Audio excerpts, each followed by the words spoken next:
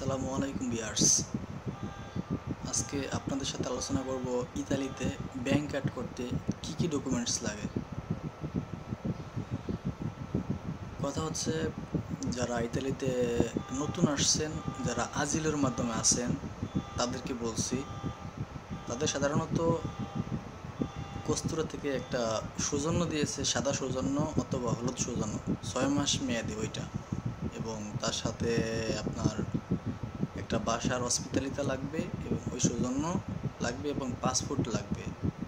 এই তিনটা ডকুমেন্টস থাকলেই তারা ব্যাংক কার্ড করতে পারবেন। আর যারা নতুন আসছেন কিন্তু স্পন্সরের মাধ্যমে, তাদের তো ইজিলি সহজ, তাদের পেজ মেসেজ সৌজন্য এবং পাসপোর্ট, মূল পাসপোর্ট, এগুলো এই দুইটা ডকুমেন্টস নিয়ে গেলেই হবে।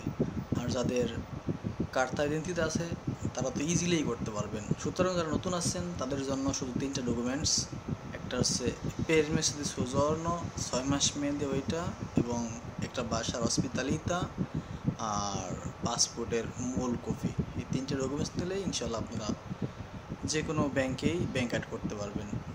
বাই, আল্লাহ হাফেজ, বাই বাই।